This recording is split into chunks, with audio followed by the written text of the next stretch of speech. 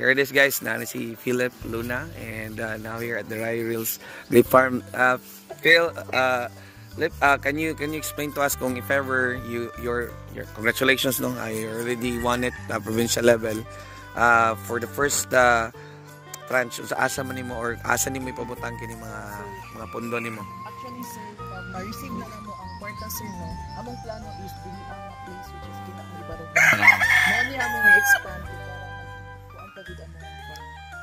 So actually nakita nato nga nanay mga established na nga mga kaning Sunny Grape vineyard. So pila na ni katuig ni kini nga kuan kini nga 2 years na. So daga nagaanhi diri Oo, daga na sir. Wow, sige. Atong tanawon kung sa sulod ani yang grape farm and vineyard. Na kay kuan pohon for wines or something. Sa man? Diri.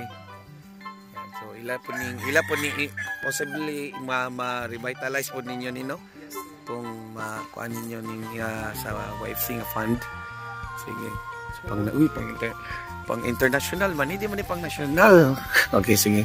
So Phil, can you share to us nganong grape man inyong ipili o nganong kay kung may mo ka grapes, it could grow only to kanang mga highlands, kanang mga mabugnaw nga mga lugar, pero ngano diri mo sa ubos gyud sa Tagibo, ubos sa actually sea level, no? So sa Butuan. So the odds are really great, pero why did you come up with this?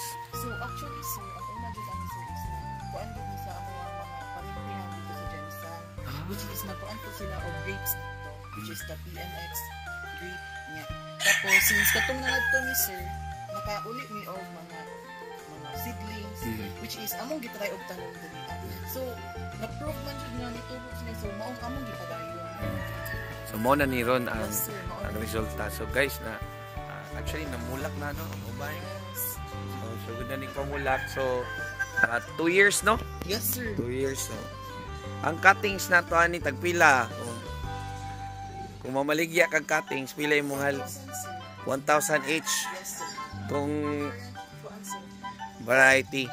Okay, so morning different variety. Ay 250 na po 1,000. So katong mga nanay dahon, sama na siya variety. Green Brazilian po sir. Green Brazilian. Morning mga 250 po na sir kanang Green Brazilian. So depende sa so you can get from the grape itself and also the seedlings or the cuttings. So ayan. So you have any kuan kung sa pay laing possibilities nimo in this the YFC challenge, and sa pay laing nimo nga plans for this if ever you make it to the regionals or you make it to the nationals? Which is plano na mo ni tita. Amo adyo ni sir. Actually magplano man ni nga amo ikuan na agritourism. Para mas mukuan ang mga tourism so pwede na tanga na yung mga murag coffee shop or nakay mo na sa mga kuan din, no, mga Instagrammable moments. So it's actually walking distance lagi siya along the highway sa going Pianing na road, Butuan Highway and Butuan Tagibo Pianing Road. So it's a few minutes from Butuan City. So yan. So napod sila yung mga flowers po, no. Mga pantita niya. So Phil, congratulations. I hope you will make it to the nationals. God bless you. And congratulations, Kale Gimentisa of sa ito yung pangalan si Enterprise? Butuan Greens.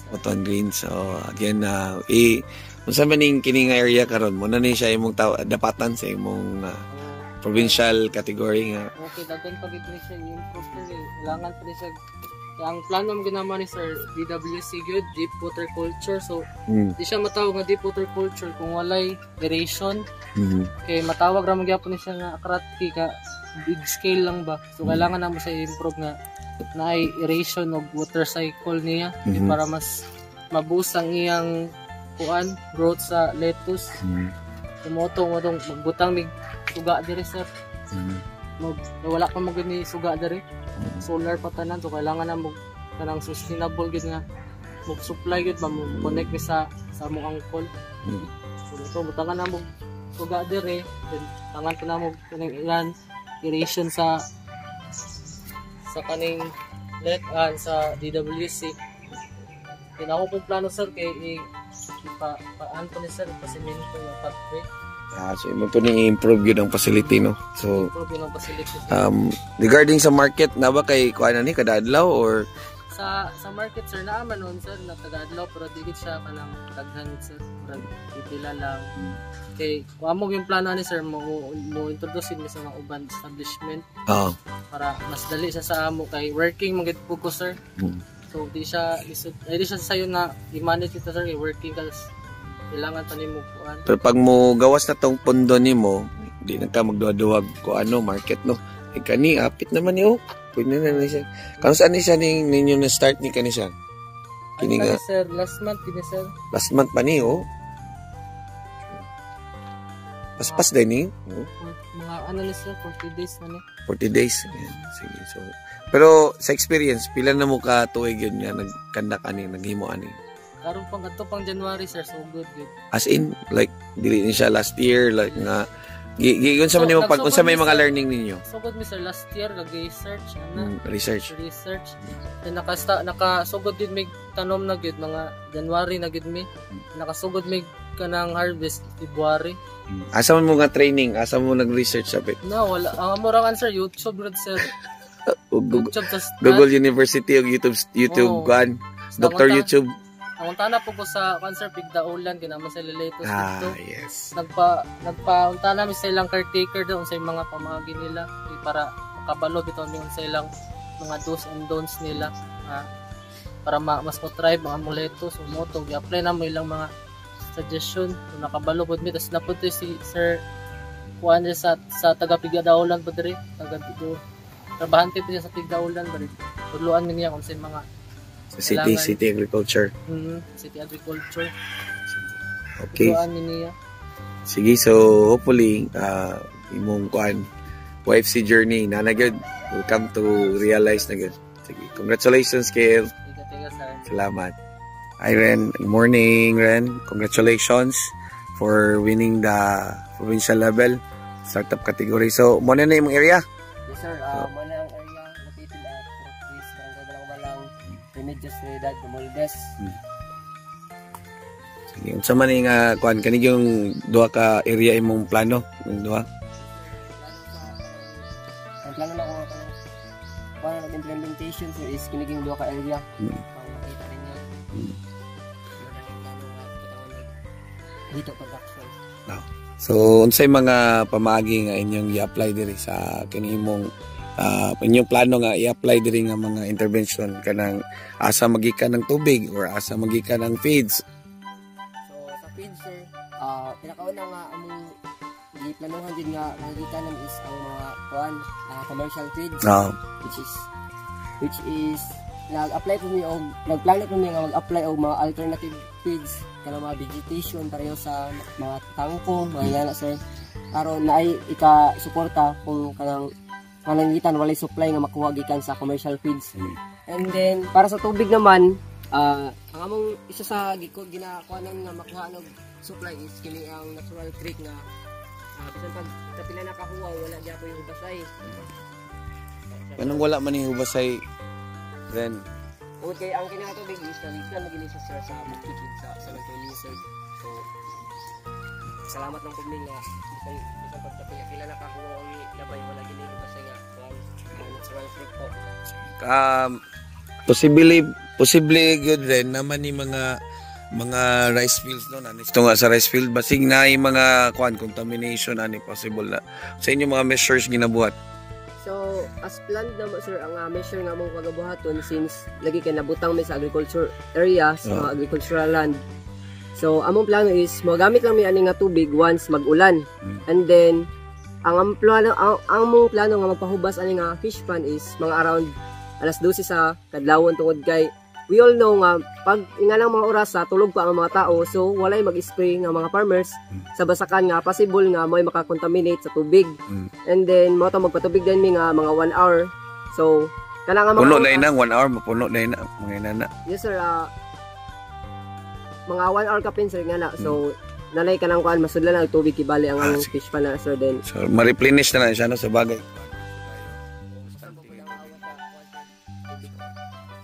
So amang kuan na nito dito no. Dito sa may. Sige.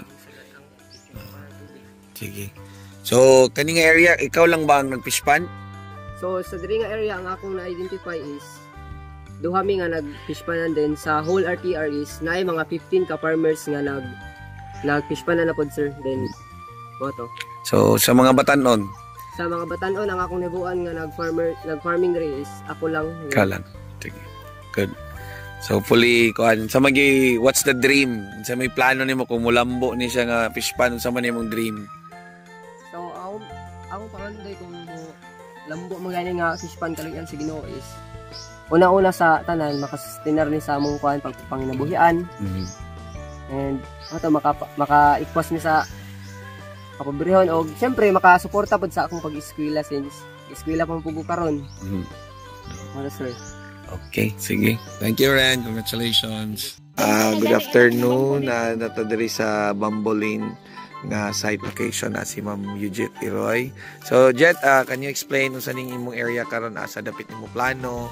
Kung sa mahimutabuan nga initial nga kuan kana. Pila ni ka unsa ni kadako nga yuta na diri?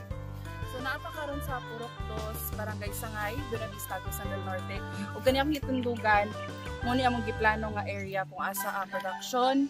So tukuran naman nig shed, gamiton naman mga kawayan na mo diri para itukod ang shed.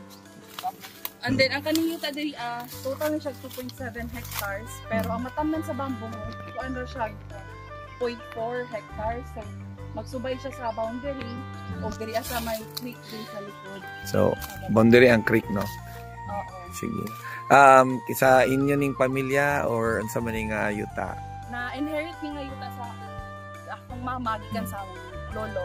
Okay. Oo. Tapos, Unsay classification ani private or public or kanang under kadti? Farmland. Private ni siya. Private na. So, titled or Titled. Okay. Kining unsa nga ni unsay adun na bay kuaning imong kaning area kanang source of bamboo resources? Nanay mga bamboo din agaan pero ang mga natanong kay butong o lunas. Ang among planong itanong diri is ang giant bamboo. Mutubo po siya diri na pistingan na po siya padako diri mutubo jud po siya diri. So nanay gatanong diri Oo, din sa unahan Oo. na sa bulihon naanay pila ka hektarya dito nga bamboo. And na storya na po na ako ang presidente sa Sangay Farmers Association. Willing po sila mo support sa ani nga project. O willing sila nga kung mahimong source bali or supplier sa matured na nga bamboo for the first 3 years na wala pa ko ma-harvest nga ako. Unsa to nga organization Sangay Farmers Association. Sangay Farmers Association. So adun na pa kay laing nakita nga strength for this enterprise nimo nga makita nimo nga mo sustain na ba yung mga other supports that you are expecting from maybe other agencies or what? Nag-expect ko ka ng support from the government. As I said, Department of Agriculture kay naghatag og support ang gobyerno na diri sa Agusan del Norte, sila Gov. Og na po yung mga daghan pa nga association, private o government nag-support sa bamboo. Oo. And then sa kuan pod sa manpower, sa kuan labor, daghan pod tay mga silingan naman diri nga mga farmers nga willing jud pod mo support ang ilabi nila mga asawa nga willing mo tabang sa weaving sa mga inanang process. Sige, mga bamboo craft no. Oo, other production. Sige. Sige, thank you kay Jet. Thank you, salamat. Congratulations. He is another YFC provincial awardee for Agusan del Norte, no? Carmen. So Sean, tell us about your future lettuce digital technology or hydroponic digital technology intervention. So, sa mani? So, kanina diri ang target namo nga production ani nahinay lang siguro. So, sa isa ka diri katong mga dagan man yung 200 capacity, so i-vertical nga na mo, so antod sa maabot o 1,000 hinahinay lang, tapos dire din ang greenhouse nga monitored na pwede na ma-monitor siya online, controlled na ang environment, controlled na ang nutrient dosing, ang lighting conditions niya, ang misting system, controlled na via online. Pwede na dahil ka nga kung sa'y magtrabaho or mo ka sa office nimo, dito na nimo pwede ma-control, or in the near future pwede na maputangan ng AI para Siya na mismo mo siya na mo mismo mo monitor sa kung dili na ikaw mismo ang mag-control. So, actually, tell us about this place. Ganong diri man kay, is it not kuan awkward or sayang something terrace diri pero unsa may mong kuan ani? How did you take it with your grandmom, grandmother? Dito yun lang nako nga diri kay para maragi showcase kibali pod nako sa mga kung kinsa toy gusto kung kinsay gusto tong mag-farming or magtanom-tanom nga gamay og area, Urban. or sa urban lagi na dito sa Buntuan, gamay na kay area gusto magtanom o magbaligya, so kibali showcase kibali diri nga pwede ka makatanom nga naara ka sa inyong balay, Terrace nimo na ka sa imong backyard. So that's the gist, no? You can do it at your home, at your corner, at your terrace, no? So nga maabot nag pila ka capacity, dili lang kay kung unsa lang kada ko imong area, nga mag-base lang ka sa imong area, so kani nga kuan is vertical kibali ang system para mas daghan siya capacity. Although mas gasto jud gamay sa production cost rate tungod sa suga, pero mabawi ra gyapon siya sa kung may diretso nimo sell diretso naman may tindahan ko dahil sige. So okay ra ang pag-sell tibali sa lettuce production, depende na sa pila mong baligya. Other than lingaw po rin mong lola ni siguro. Para next day naman si Mami. Sige, okay. Palitan na lang kibali naman iyang gitanong. Inanay, baligya rin ko sa mga tindahan. Then Sige, okay. Thank you very much kay Sean. Yeah, there you go, Sean.